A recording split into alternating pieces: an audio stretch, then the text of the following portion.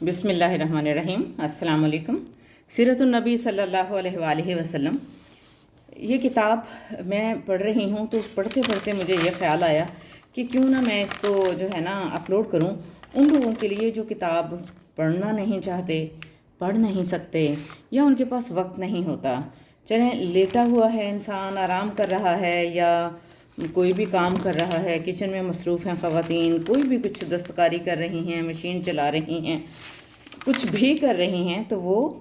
اس کو اپنے پاس چلا کر رکھ لیں اور سنتے رہیں، کیونکہ رسول اللہ صلی اللہ علیہ وآلہ وسلم کی سیرت طیبہ ہی اصل میں جو ہمیں زندگی جینے کا طریقہ سکھاتی ہے، اور اسی کے اوپر چلتے ہوئے جب ہم اپنی زندگی گزارتے ہیں، سیرت طیبہ صلی اللہ علیہ وآلہ وسلم کی پیروی کرتے ہیں، وہی ہماری دنیا اور آخرت کی اصل کامیابی ہوتی ہے۔ باقی جو دوڑ دھوپ لگی ہوئی ہے دنیا میں، دنیا کی چیزوں کی، وہ تو دنیا میں ہی رہ جانی ہے، اور وہ بھی ضروری ہے، رزق حلال یعنی عبادت ہے، لیکن جو اس رزق حلال کو کماتے ہوئے بھی ہم یہ چیز سن سکتے ہیں۔ تو مجھے خیال آیا، میں نے کہا چلیں میں سب کے ساتھ شیئر کرتی ہوں۔ میں اس کی ایک پلے لسٹ بنا دوں گی انشاءاللہ العزیز، اور صفحہ با صفحہ میں اس کو پڑھتی جاؤں گی، آپ لوگ سنتے جائیے، اور انشاءاللہ العزیز فیض یاب ہوتے رہیے۔ دعا کیجیے میرے لیے، میرے بچوں کے لیے، میرے والدین کے لیے، سب کے لیے، کل مومنین کل مومنات کے لیے، اللہ تعالیٰ سب کے لیے آسانیاں فرمائے دین دنیا اور آخرت کی۔ شروع کرتے ہیں۔ بسم اللہ الرحمن الرحیم۔ بعثت محمدی صلی اللہ علیہ وآلہ وسلم۔ نبی اکرم صلی اللہ علیہ وآلہ وسلم کے مقصد بعثت کی امتیازی شان کے بیان میں جو الفاظ قرآن حکیم میں 3 مقامات پر وارد ہوئے ہیں وہ یہ ہیں: هو الذی ارسل رسولہ بالہدی ودین الحق لیظہرہ علی الدین کلہ۔ اور یہ بات نہایت اہم ہے کہ یہ الفاظ نبی اکرم صلی اللہ علیہ وآلہ وسلم کے ذکر میں قرآن مجید میں 3 بار اس شان کے ساتھ وارد ہوئے کہ ان میں ایک شوشے کا بھی فرق نہیں ہے، جبکہ پورے قرآن مجید میں یہ الفاظ کسی دوسرے نبی یا رسول کے لیے ایک بار بھی استعمال نہیں ہوئے۔ ان الفاظ مبارکہ پر امام الہند حضرت شاہ ولی اللہ دہلوی رحمہ اللہ علیہ نے اپنی مشہور تالیف از الہۃ الخفاء عن خلافت الخلفاء میں مفصل کلام کیا ہے، اور انہیں نبی اکرم صلی اللہ علیہ وآلہ وسلم کے مقصد بعثت کی تعین کے ضمن میں مرکزی اہمیت کا حامل قرار دیا ہے۔ اسی طرح مولانا عبید اللہ سندھی مرحوم نے بھی ان الفاظ کو بین الاقوامی اسلامی انقلاب کا عنوان قرار دیا ہے۔ بہر نو، حضور صلی اللہ علیہ وآلہ وسلم کی بعثت کے تمامی اور تکمیلی مقصد کے فہم کے لیے ان الفاظ مبارکہ پر غور و تدبر لازمی ہے۔ ان الفاظ پر توجہ مرکوز کیجئے تو سب سے پہلی بات جو سامنے آتی ہے وہ یہ ہے کہ حضور صلی اللہ علیہ وآلہ وسلم کو 2 چیزیں دے کر بھیجا گیا، ایک الہدا اور دوسرا دین حق۔ غور کیجئے، الہدا اور دین حق۔ الہدا کو وسیع لغوی مفہوم پر رکھیے تب بھی بات غلط نہ ہوگی، لیکن نظائر قرآنی کی مدد سے اس کی مراد کے تعین کی کوشش کی جائے تو وہ ہے قرآن حکیم، اس لیے کہ وہی ہدی للمتقین بھی ہے اور ہدی للناس بھی، اور اسی کی شان میں یہ الفاظ بھی وارد ہوئے ہیں کہ وَلَكِنْ جَعَلْنَاهُ نُورًا نَهْدِي بِهِ مَن نَّشَاءُ مِنْ عِبَادِنَا، اور یہ بھی کہ اِنَّ هَٰذَا الْقُرْآنَ يَهْدِي لِلَّتِي هِيَ أَقْوَمُ، اور وہی ہے کہ جسے جنوں کے ایک گروہ نے سنا تو فوراً پکار اٹھے کہ اِنَّا سَمِعْنَا قُرْآنًا عَجَبًا يَهْدِي إِلَى الرُّشْدِ فَآمَنَّا بِهِ۔ مزید برآں سورۃ الحدید کی آیت 25 میں ارسال رسل کے ضمن میں فرمایا لَقَدْ أَرْسَلْنَا رُسُلَنَا بِالْبَيِّنَاتِ وَأَنزَلْنَا مَعَهُمُ الْكِتَابَ وَالْمِيزَانَ، ہم نے بھیجا اپنے رسولوں کو واضح تعلیمات اور روشن نشانیوں کے ساتھ۔ میں نے اس کو چھاؤں میں ہی رکھا ہوا تھا۔ ہم نے بھیجا اپنے رسولوں کو واضح تعلیمات اور روشن نشانیوں کے ساتھ، اور اتاری ان کے ساتھ کتاب اور میزان۔ ظاہر ہے کہ اس آیہ مبارکہ میں جس طرح المیزان کو دین الحق کے قائم مقام کی حیثیت حاصل ہے، اسی طرح الکتاب ٹھیک اسی مقام پر وارد ہوا ہے جہاں آیا زیر بحث میں الہدا کا لفظ آیا ہے۔ گویا الہدا سے مراد بعثت محمدی صلی اللہ علیہ وآلہ وسلم کے ضمن میں سوائے القرآن کے اور کچھ نہیں۔ واضح رہے کہ سورۃ الحدید ام المسبحات کا درجہ رکھتی ہے۔ اور اس کی اسی ایک آیت کی شرح کی حیثیت رکھتی ہے پوری سورہ الصف، جس کی مرکزی آیت وہی ہے جس میں زیر بحث الفاظ مبارکہ وارد ہوئے ہیں، دین الحق۔ اسی طرح دین الحق کو بھی گواہ ظاہری ترکیب اضافی پر محمول کر لیا جائے، گویا اس کا ترجمہ کیا جائے حق کا دین، خواہ اسے ترکیب توصیفی بشکل ترکیب اضافی مان کر ترجمہ کر لیا جائے سچا دین، جیسا کہ اکثر مترجمین نے کیا ہے، یعنی ترجمہ کرنے والوں میں۔ معنی و مراد کے اعتبار سے کوئی فرق واضح نہیں ہوتا، جو بہر صورت ایک ہی ہیں، یعنی اللہ کا دین، اس لیے کہ سچا دین سوائے اللہ کے اور کس کا ہو سکتا ہے، اور ذات حق بھی ذات باری تعالیٰ کے سوا ذات باری تعالیٰ سبحانہ و تعالیٰ کے سوا اور کس کی ہے۔ ذالک بان اللہ هو الحق آیت قرآنی ہے، یہ اس لیے کہ ایک اللہ ہی تو ہے حق، یعنی کامل حق یا سراپا حق۔ وَيَعْلَمُونَ أَنَّ اللَّهَ هُوَ الْحَقُّ الْمُبِينُ، اور وہ خوب جانتے ہیں کہ صرف اللہ ہی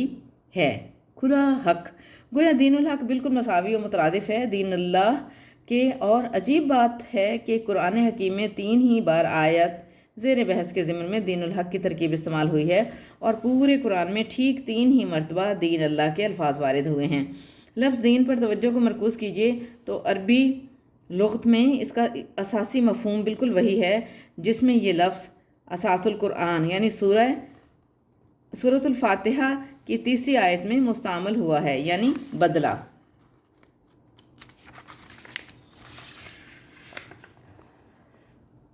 جو لامحالہ نیکی کا جزا کی صورت میں ہوگا اور بدی سزا کی شکل میں۔ چنانچہ قرآن حکیم کی ابتدائی صورتوں میں یہ لفظ بغیر کسی اضافی یا توصیفی ترکیب کے اپنی سادہ ترین صورت میں بدلے اور جزا و سزا ہی کے معنی میں استعمال ہوا ہے، جیسے ارأیت الذی یکذب بالدین، تم نے دیکھا اسے جو جھٹلاتا ہے جزا و سزا کو، فما یکذبک بعد بالدین، تو اس کے بعد کیا چیز آمادہ کرتی ہے تجھے جزا و سزا کے جھٹلانے پر؟ کلا بل تکذبون بالدین، کوئی نہیں بلکہ تم جھٹلاتے ہو جزا و سزا کو۔ اور سورہ فاتحہ کے علاوہ مختلف مقامات پر 12 مرتبہ آیا ہے یہ لفظ یوم کی اضافت کے ساتھ یوم قیامت کے معنی میں، یعنی بدلے یا جزا و سزا کا دن۔ پھر چونکہ بدلے اور جزا و سزا کا تصور لازماً مستلزم ہے کسی قانون اور ضابطے اور اس کی اطاعت و مطابعت کے تصور کو، لہٰذا لفظ دین نے بھی جب اپنی اصل لغوی اساس سے اٹھ کر قرآنی اصطلاح کی صورت اختیار کی تو اس میں اولاً اطاعت کا مفہوم پیدا ہوا۔ چنانچہ قرآن حکیم میں 2 مرتبہ مخلص اللہ الدین اور 1 بار مخلص اللہ دینی اور 6 مرتبہ مخلصین لہ الدین کے الفاظ اطاعت اور بندگی و فرمانبرداری کو اللہ تعالیٰ کے لیے خالص کر لینے ہی کے مفہوم میں آئے ہیں، جن میں مزید زور اور تاکید کے لیے کہیں کہیں اضافہ کیا جاتا ہے حنیفاً یا حنفاء کے الفاظ کا، اور یہی مفہوم ہے قرآن حکیم کے ان الفاظ مبارکہ کا، الا للہ الدین الخالص ولہ الدین واصبہ، اور بالآخر اس نے نظام اطاعت کی صورت اختیار کر لی جس کی اضافت حقیقی اس ذات کی طرف ہوتی ہے جسے متاع مان کر نظام زندگی کا تفصیلی ڈھانچہ اور ضابطہ تیار کیا گیا ہو۔ جیسے سورہ یوسف میں فرمایا کذالک کدنا لیوسف ما کان لیأخذ اخاہ فی دین الملک، اس طرح ہم نے تدبیر کر دی یوسف کے لیے ورنہ بادشاہ کے قانون کی روح سے وہ مجاز نہ تھا کہ اپنے بھائی کو روک سکے۔ گویا مصر کے اس دور کے راج الوقت نظام ملوکیت کو جس میں متاع مطلق کی حیثیت بادشاہ یا ملک کو حاصل تھی، قرآن حکیم دین الملک سے تعبیر کرتا ہے، اور ٹھیک اسی مفہوم یعنی سینس میں قرآن مجید نے استعمال کیے ہیں دین اللہ کے الفاظ سورۃ النصر میں اذا جاء نصر اللہ والفتح ورأیت الناس یدخلون فی دین اللہ افواجا، جب آ گئی اللہ کی مدد اور فتح اور دیکھ لیا تم نے لوگوں کو داخل ہوتے ہوئے اللہ کے دین میں فوج در فوج۔ گویا حضور صلی اللہ علیہ وآلہ وسلم کی 20 سال سے زائد جد و جہد کے نتیجے میں جب عرب میں یہ صورتحال پیدا ہو گئی کہ اللہ ہی کو متاع مطلق مان لیا گیا اور لوگ جوک در جوک اور گروہ در گروہ اس کے نظام اطاعت میں داخل ہوتے چلے گئے، تو اسے قرآن مجید میں دین اللہ کے الفاظ سے تعبیر کیا، اور اس اعتبار سے دیکھا جائے تو ہرگز غلط نہ ہوگا اگر دور جدید کے محبوب و مقبول طرز حکومت یعنی جمہوریت کو، جس میں غلط یا صحیح بہرحال نظری طور پر حاکمیت کے حامل قرار دیے جاتے ہیں، جمہور تعبیر کیا جائے دین الجمہور کے الفاظ سے۔ البتہ قرآن حکیم میں دین کی ایک دوسری نسبت و اضافت بھی باکثرت وارد ہوئی ہے، جسے اضافت مجازی قرار دیا جانا چاہیے، جیسے دینی یا دینکم یا دینہم۔ یہ اس اعتبار سے ہے کہ انسان نے جس نظام اطاعت کو قبول کر لیا ہو یا جس کے تحت وہ زندگی گزار رہا ہو، وہ گویا اس کا دین بن گیا۔ اسی مجازی نسبت کی مثال ہے اس مشہور دعا کے الفاظ میں اللہم النصر من نصر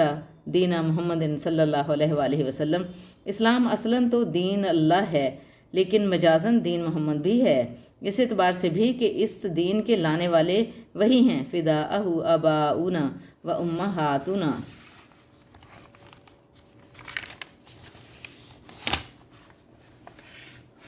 حاصل کلام یہ ہے کہ دین الحق سے مراد ہے دین اللہ، یعنی اللہ کا دین، یعنی وہ نظام زندگی جو اللہ تعالیٰ کی اطاعت کلی اور متعلقہ کی بنیاد پر قائم ہو، اور یہ دراصل ختم النبیین و آخر المرسلین صلی اللہ علیہ وآلہ وسلم کو عطا شدہ اتمامی و تکمیلی صورت ہے۔ اس المیزان کی جو تاریخ انسانی کے مختلف ارتقائی مراحل پر قدرے مختلف صورتوں میں عطا ہوتی رہی ہے، سابق رسولوں کو علی نبینا و علیہم الصلاۃ والسلام، اور اس اعتبار سے اس کی حیثیت ہے اس نظام عدل اجتماعی کی، جس میں ہر ایک کے حقوق و فرائض کا صحیح تعین کر دیا گیا ہے تاکہ لوگ قائم رہیں اس نظام قسط پر۔